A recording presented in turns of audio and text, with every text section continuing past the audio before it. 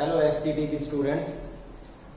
कल plus two class का जो आपका फिजिक्स का टेस्ट नंबर 2 है, तो अगेन मैं आपको बता रहा हूँ कि जो आपकी फर्स्ट यूनिट है वो उसी में से आ रहा है।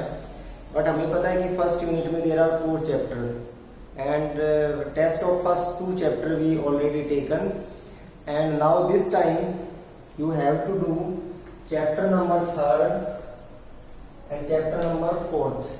Chapter number 3rd electric potential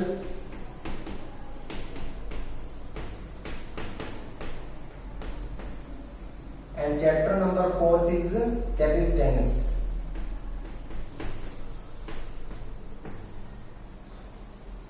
ये जो चैप्टर नंबर 3rd और 4th है, ये कुछ एक बुक्स के अंदर 2 सेपरेट चैप्टर है और कुछ एक बुक्स के अंदर ये कंबाइन है। ठीक है, तो इसी के अंदर एक चैप्टर और आता है, दैट इज 5th, वो है आपका इलेक्ट्रिक फ्लक्स। तो मेरा कहने का मतलब ये है कि ये 3 लेसन का आपका टेस्ट होगा, तो कुछ एक बुक्स के अंदर इन दोनों को कंबाइन करके 1 चैप्टर डिक्लेयर किया गया, इसको फिर एक से एक चैप्टर डिक्लेयर किया गया है। तो वैसे आप इन दोनों को 2 मान सकते हो या 3 मान सकते हो। ठीक है, अब हम बात करते हैं कि इसमें इंपॉर्टेंट क्या है। तो सबसे पहले मैं आपको बता देता हूँ कि फर्स्ट यूनिट में सबसे ज्यादा जो मार्क्स कवर करता है वो चैप्टर करता है कैपेसिटेंस।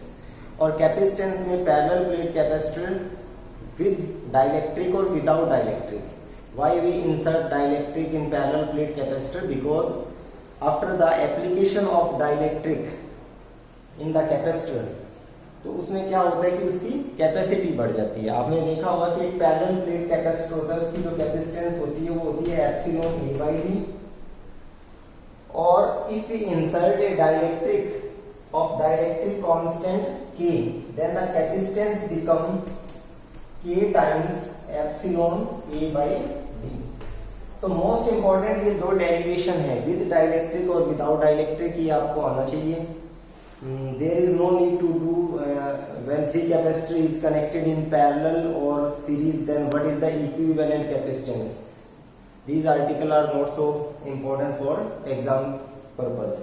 अब हम अगर बात करें इसके अंदर, तो मोस्ट इंपॉर्टेंट है कि न्यूमेरिकल्स, तो आपको न्यूमेरिकल आनी चाहिए। न्यूमेरिकल जो आपका है वो पैरेलल प्लेट कैपेसिटर पे विद और विदाउट डाइलेक्ट्रिक आपका आना चाहिए। अगर हम एक कैपेसिटर के अंदर डाइलेक्ट्रिक इंसर्ट करते हैं, देन उसका पोटेंशियल क्या होता है, उसकी कैपेसिटेंस की वैल्यू कैसे चेंज होती है, चार्ज में कोई फर्क पड़ता है या नहीं पड़ता, ये सारा एक कंसेप्चुअल क्वेश्चन बनते हैं इसके 2-3, वो आपको अच्छे से आने चाहिए। उसके बाद में अगर मैं बात करता हूँ फ्लक्स वाले लेसन में, और जैसा कि आपको पता है कि सीबीएसई ने अभी सिलेबस कुछ रिड्यूस किया है, तो न्यू सिलेबस मैंने आपको सेंड कर दिया है, तो आप उसमें देख लेना कि कौन से आर्टिकल वहाँ पे उस सिलेबस के अंदर नहीं है। इलेक्ट्रिक फ्लक्स में सॉलिड स्फीयर और होलो स्फीयर, ये दोनों आर्टिकल आपके सिलेबस में नहीं है।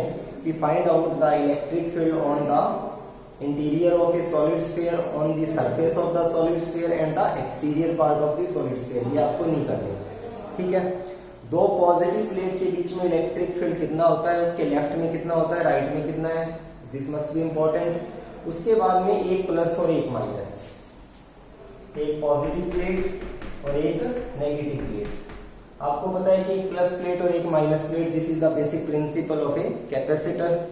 ठीक है, तो हमें पता है इसके लेफ्ट और राइट में इलेक्ट्रिक फील्ड कुछ होता नहीं, बीच के अंदर एक इलेक्ट्रिक फील्ड यूनिफॉर्म वैल्यू देता है, that is sigma by epsilon. इसका डेरिवेशन आपको आना चाहिए। ठीक है, उसके बाद में हम आते हैं पोटेंशियल वाले चैप्टर पे। तो ये जो पोटेंशियल वाला चैप्टर है, इसमें सबसे पहले आपको पता होना चाहिए कि what is the value of a potential due to a point charge at a distance of r। What is the meaning of electric potential and potential difference. तो उसका जो डेरिवेशन है, that is v is equal to 1/4 pi epsilon q upon r। ये तो है potential at a point when we bring a charge from infinity to that point in the electric field influenced by a positive charge.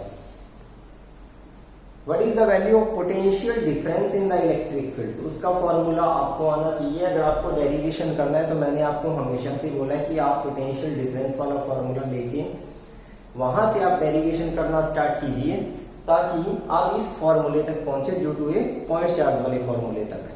क्योंकि last के अंदर हमारे 2 point, हम एक point को इंफिनिटी पे शिफ्ट कर देंगे, 1/infinity is equal to 0, then the last जो हमारा इक्वेशन बचेगा वो ये बचेगा 1/4πε/r। ठीक है। उसके बाद में इसी लेसन के अंदर कि एक डायापोल जो होता है प्लस और माइनस, वो कितना पोटेंशियल बनाता है at an the axial line, on the equatorial line और at any point.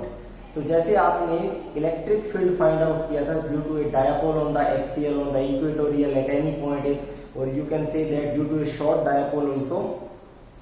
Same by method you can also derive the expression for electric potential on the axial line, on the equatorial line or at any location.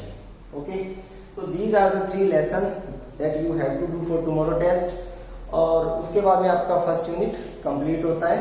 After we take next test number 3rd and then after we go for SC1 exam. So best of luck students for tomorrow exam. Thank you.